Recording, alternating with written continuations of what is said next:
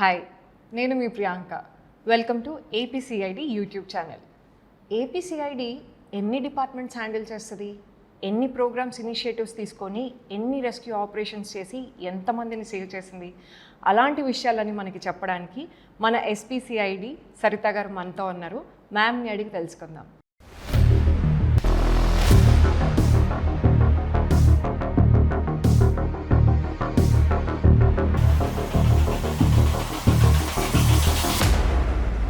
So యూజువల్గా ma'am అంటే rescue అయిపోయిన తర్వాత ఎంతమంది అయితే అంత వచ్చారో ఓకే సార్టెడ్ అని అంతవరకు తెలుసు జనాలకి.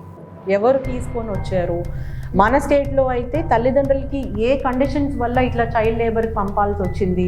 There is some grey side of the society also where we have to intervene with heart. बच्चों का हाथ टूल के लिए नहीं, कलम पेन के लिए है అని చెప్పి more of prevention followed by investigation will lead to reduction. Child in conflict with law in girls వాళ్ళు కూడా ఉన్నారు, కానీ చాలా తక్కువ, బాయ్స్ ఎక్కువ ఉన్నారు. సో మ్యామ్, ఇందాక మీరు చెప్తున్నారు ఇలా ఫోర్స్డ్ లేబర్ కానీ ఈ హ్యూమన్ ట్రాఫికింగ్ గురించి మొత్తాన్ని చెప్పుకొస్తున్నారు. మన క్యాంపెయిన్ విముక్తి కానీ ఎట్లాగా స్వేచ్ఛ వీటి గురించి. సో మ్యామ్, ఇందాక అడిగినట్టు ఈ హ్యూమన్ ట్రాఫికింగ్ అనేది ఇండివిజువల్గా వీళ్ళు ఇది అంటే ఇండివిజువల్గా వెళ్ళి చేసేదా, లేకపోతే ఇవి ఆర్గనైజ్డ్ క్రైమ్సా, గ్రూప్గా వెళ్ళి చేసే crimes? I got your point Priyanka. ఇప్పుడు మనం ఈ చేసిన అంటే ఏపీ పోలీస్ చేపట్టిన ఈ ప్రోగ్రామ్స్ ఎక్కడా కూడా నాకు ఆర్గనైజ్డ్గా ఒక గ్రూప్ ఆఫ్ ట్రాఫికింగ్ అట్లా అయితే వీ డిడ్ంట్ కమ్ అక్రాస్. ఈ ప్రోగ్రామ్స్, ఈ క్యాంపెయిన్స్లో కానీ ఆపరేషన్లో కానీ we didn't come across like that. It is like ఇండివిజువల్గా పిల్లలు చైల్డ్ లేబర్కి వెళ్ళడము, లేకపోతే పిల్లలు సెక్షువల్ ఎక్స్ప్లాయిటేషన్, ప్రాస్టిట్యూషన్కి గురవ్వడము, అట్లాంటిది వీ కేమ్ అక్రాస్. కానీ unorganised thing we didn't come across. Like for example ఒక last year Vijayawada police spas మీద రైడ్ చేశారు. అప్పుడు సిపి గారు ఎక్స్క్లూజివ్గా మసాజ్ సెంటర్స్, స్పాస్ వాటి మీద రైడ్ చేయమని చెప్పారు అన్నమాట. So they went. అందులో 4 లేడీస్ ఫ్రమ్ మలేషియా వాళ్ళు ఉన్నారు. మనకేంటంటే విక్టిమ్స్గానే ట్రీట్ చేస్తాం, మేజర్ కానీ మైనర్ కానీ ladies into such things we treat them as victims. So వాళ్ళ మీద కేసు ఉండదు. They are not offenders, they are not committers of crime like that. So వాళ్ళు మళ్ళీ తీసుకొని వచ్చి వాళ్ళకి స్వదార్ హోమ్లో వాళ్ళకి రీహాబిలిటేట్ చేసి వాళ్ళ అదర్ జుడిషియల్ థింగ్స్ మళ్ళీ కోర్ట్ నుంచి తెచ్చుకోవాలి. ఆల్ దట్ లీగల్ యాక్షన్ ఉంటుంది. కోర్ట్ నుంచి మళ్ళీ వీళ్ళు ఇక్కడి నుంచి అక్కడ పంపాలంటే కోర్ట్ నుంచి పర్మిషన్ తెచ్చుకోవాలి. అదంతా చేసుకొని మళ్ళీ వాళ్ళ కంట్రీకి రిపాట్రియేట్ అయ్యే విధంగా చూసామన్నమాట. సో దాంట్లో వాళ్ళందరూ కన్సెంట్ తోటే ఉద్యోగం చేయాలనే ఇక్కడికి వచ్చారు. They know they are working for massage centres. కానీ కొన్ని మసాజ్ సెంటర్స్ ఏమంటే ఇల్లీగల్ దానికి ప్రోన్ అయి ఉంటుంది కాబట్టి we take all precautions. So వీటిని మైక్రో డీటెయిల్స్లో చూస్తే వాళ్ళు తెలిసి వాళ్ళు ఈ ఎంప్లాయ్మెంట్ కోసమే వచ్చిన వాళ్ళు ఉంటారు. So I don't want to take it like to an extent of an organised crime, things like that. So మీరు అడిగిన ప్రశ్నకి నా సమాధానం ఏమంటే, ఈ ఆపరేషన్స్లో నేను ఇంకా అట్లాంటి ఆర్గనైజ్డ్ క్రైమ్ అయిన big rate of human trafficking I didn't come across and I don't want to come across also. అట్లాంటివి రాకూడదు. ఒకవేళ ఉంటే అట్లాంటివి ఏమైనా మనకు తెలియకుండా they have to come up, బయటికి రావాలి, we have to take action. But I didn't come across like that till now. So individual traffickers అంటున్నారు కదా మ్యామ్, ఒకవేళ ఇండివిజువల్ ట్రాఫికర్స్ ఉంటే మోర్ అంటే వాళ్ళ సైకాలజీ ఎలా వర్కౌట్ అవుతుంది, ఎలా వర్క్ చేస్తుంది? ఇండివిజువల్ ట్రాఫికర్స్ అని నేను అనలేనమ్మా. చట్ట ప్రకారం వెళ్తే పిల్లల్ని ఇక్కడికి తీసుకొని వచ్చిన వాళ్ళని ట్రాఫికర్సే అనుకోవాలి కదా అని మీరు అనుకోవచ్చు ఆన్ పేపర్.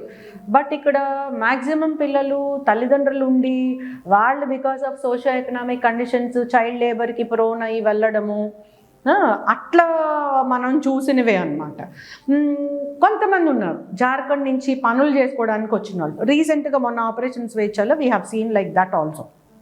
అందులో మ్యాక్సిమం అందరూ కూడా ఎల్డర్సే ఉన్నారు. వాళ్ళు they have come from Jharkhand. అందరు ఇక్కడ పని చేసుకోవడానికి కోసం వచ్చారు.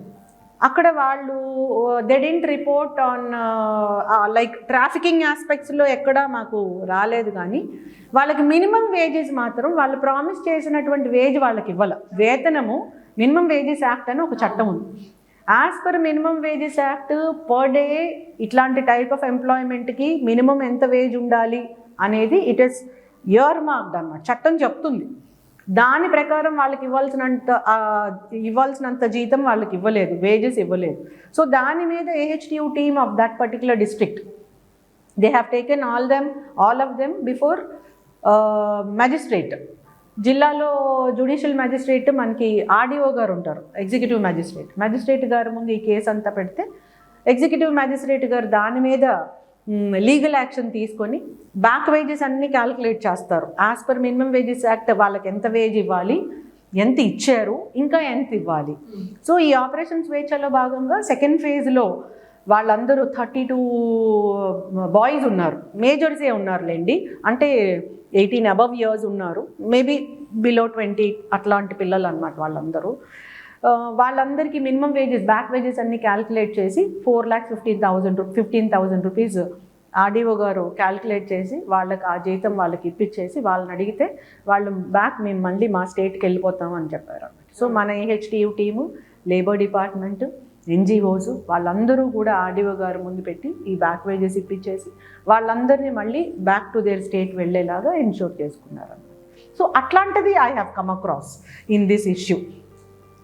అందులోనే ఒకవేళ ఫర్ ఎగ్జాంపుల్ పిల్లలు ఉన్నారు అనుకోండి, we can take it like unorganised crime. You got it, understood ma'am.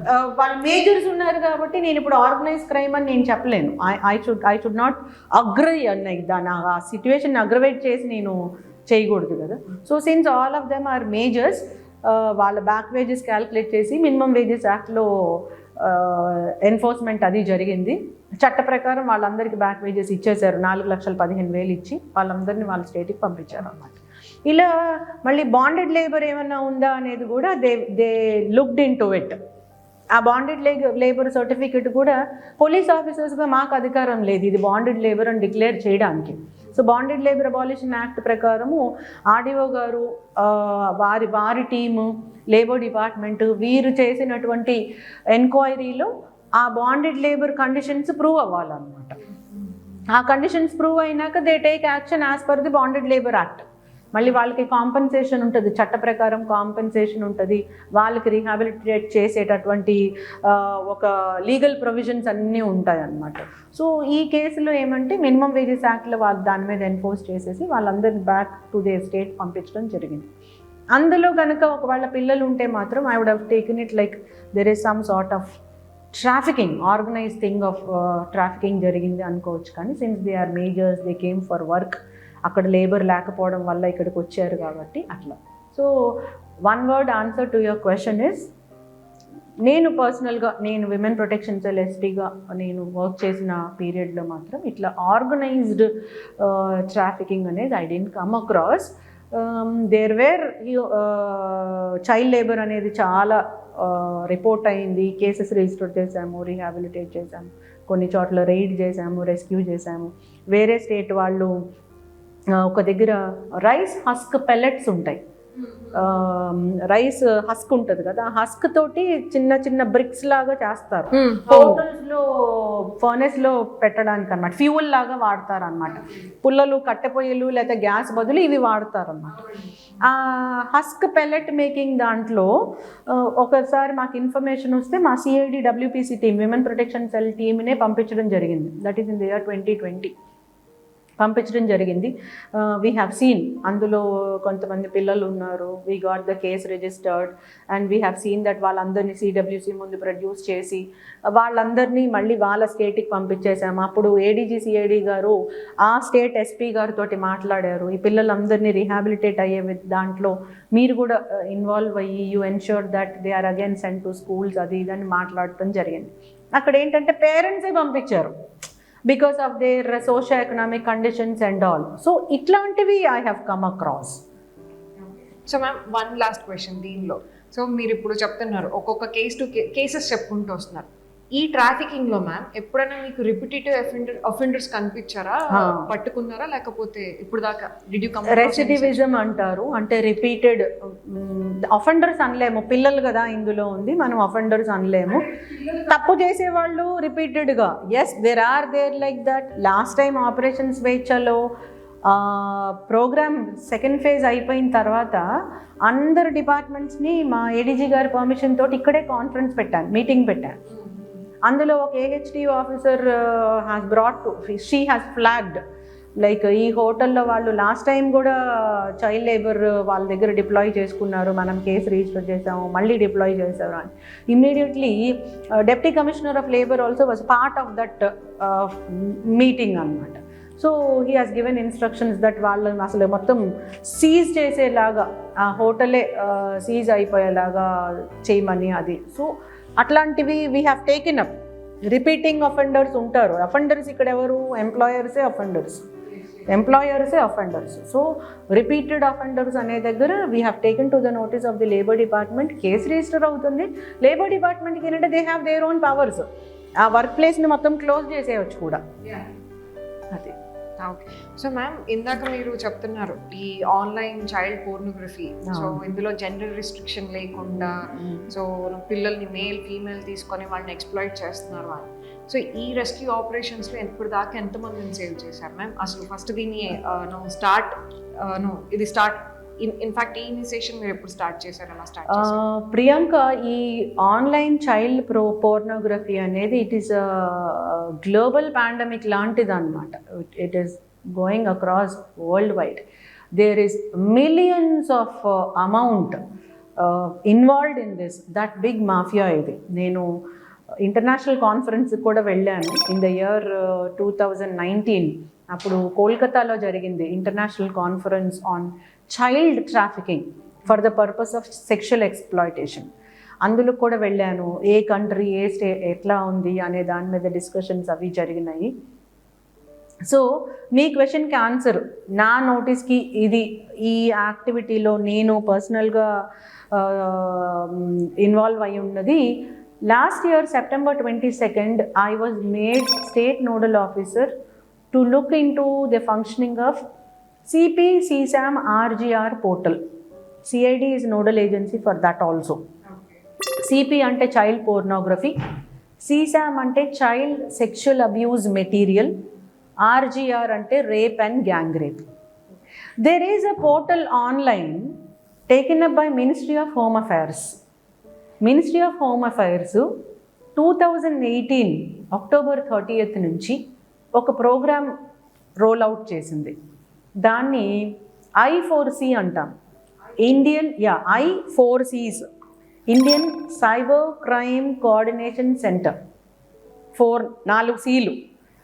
So ministry of home affairs has launched I4C, Indian cyber crime coordination centre. ఈ సైబర్ క్రైమ్ కోఆర్డినేషన్ సెంటర్లో 7 components ఉంటాయి.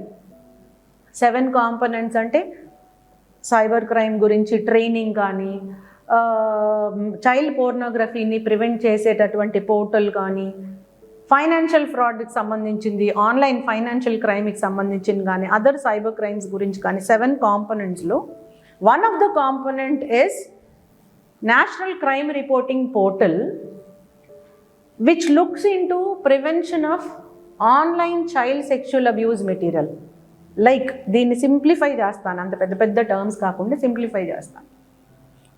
చాలా సింపుల్గా చెప్పాలంటే, పిల్లల యొక్క న్యూడ్ ఫొటోస్ తల్లిదండ్రులు కూడా తీసుకుంటాం. చాలామందికి మనకు తెలుసు, జస్ట్ సరదాకో న్యూడ్ ఫోటోగ్రాఫ్స్ తీసుకుంటారు. ఆ న్యూడ్ ఫోటోగ్రాఫ్స్ తీసుకొని సెల్ ఫోన్లో పెట్టడమో, ఆ సెల్ ఫోన్ నుంచి వేరే వాటికి ట్రాన్స్ఫర్ చేయడమో చేశారు అనుకుందాం. ఈ సైబర్ క్రైమ్ రిపోర్టింగ్ పోర్టల్లో ఏమవుతుందంటే, there are 2 components in that again. డైరెక్ట్గా సోషల్ మీడియాలో చైల్డ్ పోర్నోగ్రఫీకి సంబంధించినటువంటి పిక్చర్స్ కానీ, వీడియోస్ కానీ, లిటరేచర్ కూడా సమ్టైమ్స్, యాక్చువల్లీ ఇప్పటివరకు లిటరేచర్ రాలేదు కానీ పిక్చర్స్ కానీ వీడియోస్ కానీ ఒక సంస్థ ఉంది, NGO, వాళ్ళే డిటెక్ట్ చేసేస్తారు. ఆర్టిఫిషియల్ ఇంటెలిజెన్స్ టెక్నాలజీ యూజ్ చేస్తారు. ఆర్టిఫిషియల్ ఇంటెలిజెన్స్ యూజ్ చేసి వాళ్ళే డిటెక్ట్ చేసి ఎక్కడ ఇది జనరేట్ అయ్యింది ఇట్లాంటి పోర్నోగ్రాఫిక్ పిక్చర్స్ ఈ మెటీరియల్ అనేది ఐడెంటిఫై చేసి ఆ డేటాని ఏ స్టేట్కి సంబంధించింది అది ఎక్కడ అంటే ఐపీడిఆర్స్ అంటాం, లొకేషన్, ఆ లొకేషన్ ఎక్కడ జరిగింది అనే దాని మీద ఆ డేటా తీసుకొని కన్సర్న్ స్టేట్స్కి పంపించేస్తారు వాళ్ళు. ఓకే, సో ఆ ఏజెన్సీ పేరు NCMEC, national centre for missing and exploited children. Okay, so ఈ national centre for missing and exploited children ఏం చేస్తారు అంటే ఈ I4C ప్రోగ్రాంలో భాగంగా okay Indian cyber crime coordination centre వాళ్ళు చేసినటువంటి 7 కాంపోనెంట్స్లో ఒక కాంపోనెంట్ అయిన నేషనల్ క్రైమ్ రిపోర్టింగ్ పోర్టల్లో భాగంగా ఈ నెక్మెక్ అనే ఆర్గనైజేషన్ తోటి ministry of home affairs MOU కుదుర్చుకుంది.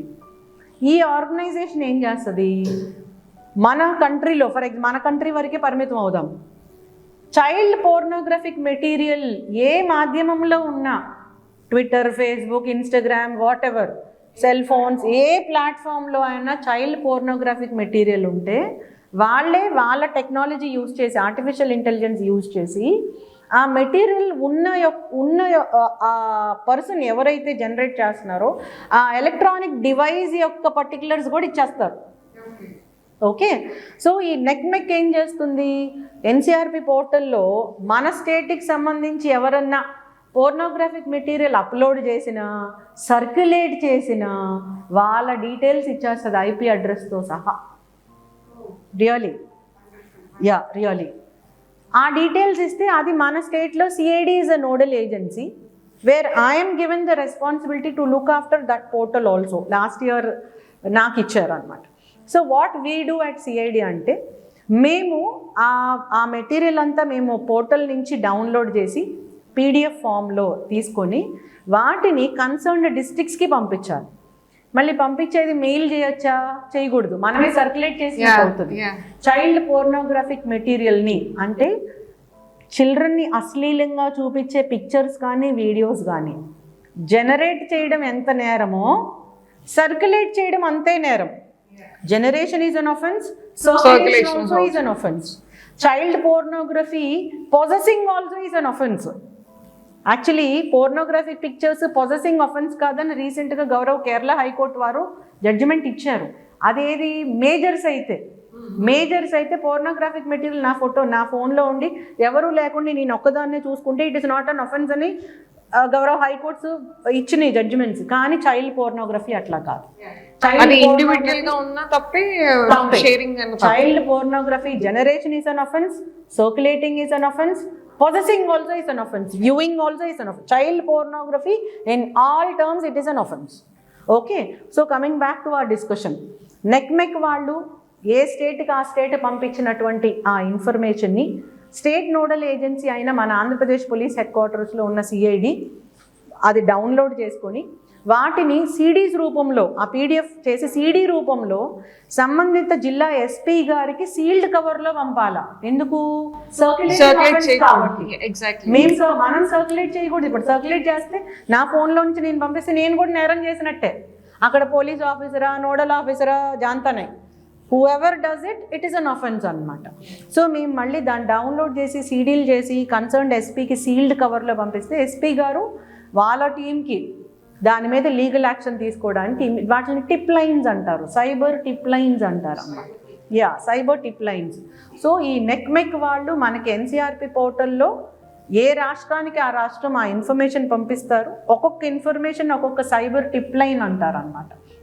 ఆ టిప్ లైన్ని డౌన్లోడ్ చేసి కన్సర్న్ డిస్ట్రిక్ట్స్కి CDs రూపంలో, DVDs రూపంలో మేము పంపించి వాళ్ళని ఆ ADG CID sir requests to take legal action on that. So they have to register the case and see that it is investigated into. ఈ మెటీరియల్ అంతా చైల్డ్ సెక్షువల్ అబ్యూస్ మెటీరియల్ అంటారు, child pornographic pictures కానీ videos కానీ అన్నమాట. So national లెవెల్లో మనమేమి చేయకుండా నెక్మెక్కి identify చేసే ఒక ఏజెన్సీ ఉంది. ఇంకో ఏజెన్సీ కూడా మీకు చెప్పాలి, ఎందుకంటే people should know about it. ఇంకోటి ఏంటంటే citizen also can report it. Okay, if I received some information through someone, అందులో నాకేమీ సంబంధం కూడా లేదు, but I have the responsibility to report it immediately. www.cybercrime.gov.in